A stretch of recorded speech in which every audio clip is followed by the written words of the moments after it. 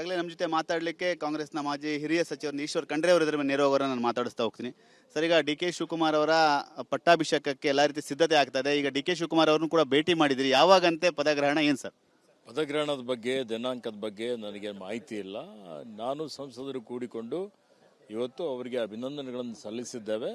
ಮತ್ತು ಇವತ್ತು ಮುಂಬರುವಂಥ ದಿನಮಾನಗಳಲ್ಲಿ ಹಿಂದೆ ಏನು ಉತ್ತಮ ಆಡಳಿತವನ್ನು ಕೊಟ್ಟಿದ್ದೇವೆ ಅದೇ ರೀತಿಯಲ್ಲಿ ಇವತ್ತು ದಕ್ಷತೆಯಿಂದ, ಪ್ರಾಮಾಣಿಕತೆಯಿಂದ ಕರ್ನಾಟಕ ರಾಜ್ಯದ ಜನರ ಸೇವೆಯನ್ನು ಮಾಡಿ ಮತ್ತು ಪಕ್ಷವನ್ನು ಬಲವರ್ಧನೆ ಮಾಡಿ ಮುಂದೆ 2028ರಲ್ಲಿ ಪುನಃ ಕಾಂಗ್ರೆಸ್ ಪಕ್ಷ ಅಧಿಕಾರಕ್ಕೆ ಬರುವಂಥ ನಿಟ್ಟಿನಲ್ಲಿ ನಾವೆಲ್ಲರೂ ಕಾರ್ಯೋನ್ಮುಖರಾಗಬೇಕು ಅನ್ನುವಂಥದ್ದು ಆ ಒಂದು ನಿಟ್ಟಿನಲ್ಲಿ ಚರ್ಚೆಯನ್ನು ಮಾಡಿದ್ದೇನೆ. ನೀವು ಪದೇ ಪದೇ ಹೇಳ್ತಿರ್ತೀರಿ, ನಾನು ಪಕ್ಷದ ಶಿಸ್ತಿನ ಸಿಪಾಯಿ, ಪಕ್ಷ ಏನು ಹೇಳುತ್ತೆ ಆ ಒಂದು ಕೆಲಸವನ್ನು ಮಾಡ್ತೀನಿ ಅಂತ ಪಕ್ಷದ ಶಿಸ್ತಿನ ಸಿಪಾಯಿ ಖಂಡ್ರೆ ಅವರಿಗೆ ಮತ್ತೊಮ್ಮೆ ಸಚಿವ ಸ್ಥಾನದ ಅವಕಾಶ ಸಿಗುತ್ತಾ?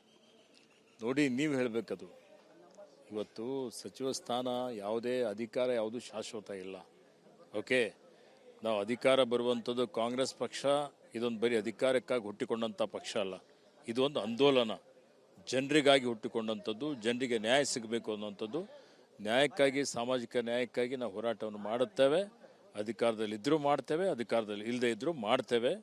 ಅದಕ್ಕೆ ನಮ್ಮ ಭಾಗ ಕಲ್ಯಾಣ ಕರ್ನಾಟಕ ಇದೆ, ಸಾಕಷ್ಟು ಇವತ್ತು ಆ ಭಾಗದಲ್ಲಿ ಇನ್ನೂ ಹೆಚ್ಚಿನ ಅಭಿವೃದ್ಧಿ ಆಗಬೇಕಾಗಿದೆ. ಆ ನಿಟ್ಟಿನಲ್ಲಿ ನಮ್ಮ ಭಾಗದ ಜನರ ಒಂದು ಅಪೇಕ್ಷೆ ಇದೆ, ಇನ್ನೂ ಹೆಚ್ಚಿನ ಜವಾಬ್ದಾರಿ ತೆಗೆದುಕೊಂಡು ಇವತ್ತು ಆ ಭಾಗದ ಅಭಿವೃದ್ಧಿ ಮಾಡಬೇಕು ಅನ್ನೋಂಥ ಒಂದು ವಿಶ್ವಾಸ ನಮ್ಮ ಮೇಲೆಲ್ಲ ಇಟ್ಕೊಂಡಿದ್ದಾರೆ. ಇದರ ಬಗ್ಗೆ ಮುಖಂಡರು ತೀರ್ಮಾನ ಮಾಡ್ತಾರೆ. ಅವಕಾಶ ಸಿಗುತ್ತೆ ಅನ್ಸಿದ್ರೆ ಸರ್, ಹೈಕಮಾಂಡ್ ಮತ್ತೊಮ್ಮೆ ಇನ್ನೊಂದು ಅವಕಾಶ ಈಶ್ವರ್ ಖಂಡ್ರೆ ಅವ್ರಿಗೆ ಸಿಗುತ್ತಾ? ನೋಡಿ, ಈಗಾಗಲೇ ಹೇಳಿದ್ದೇನೆ, ಇವತ್ತು ಹೈಕಮಾಂಡ್ ಅವ್ರ ಗಮನದಲ್ಲಿ ಎಲ್ಲವೂ ಇದೆ.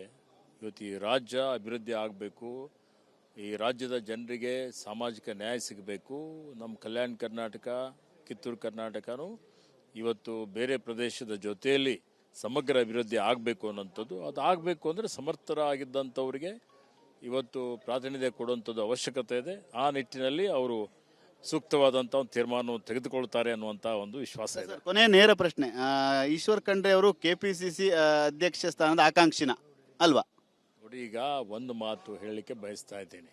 ಈಗಾಗಲೇ ನಾನು ಭಾಳ ಸ್ಪಷ್ಟವಾಗಿ ಹೇಳಿದ್ದೇನೆ, KPCC ಅಧ್ಯಕ್ಷ ಸ್ಥಾನ ಅಥವಾ ಇನ್ನಿತರ ಏನು ಸ್ಥಾನಗಳಿದಾವಲ್ಲ, ಆಯಾ ಸಂದರ್ಭದಲ್ಲಿ ಇವತ್ತು ಯಾರಿಗೆ ಮುಖಂಡತ್ವ ಕೊಡಬೇಕು, ಯಾವ ಪ್ರದೇಶಕ್ಕೆ ಕೊಡಬೇಕು, ಯಾರಿಗೆ ಕೊಟ್ಟರೆ ಪಕ್ಷಕ್ಕೆ ಒಳಿತಾಗ್ತದೆ ಅನ್ನುವಂಥದ್ದು ಎಲ್ಲ ಹಿರಿಯ ಮುಖಂಡರು ತೀರ್ಮಾನ ಮಾಡ್ತಾರೆ.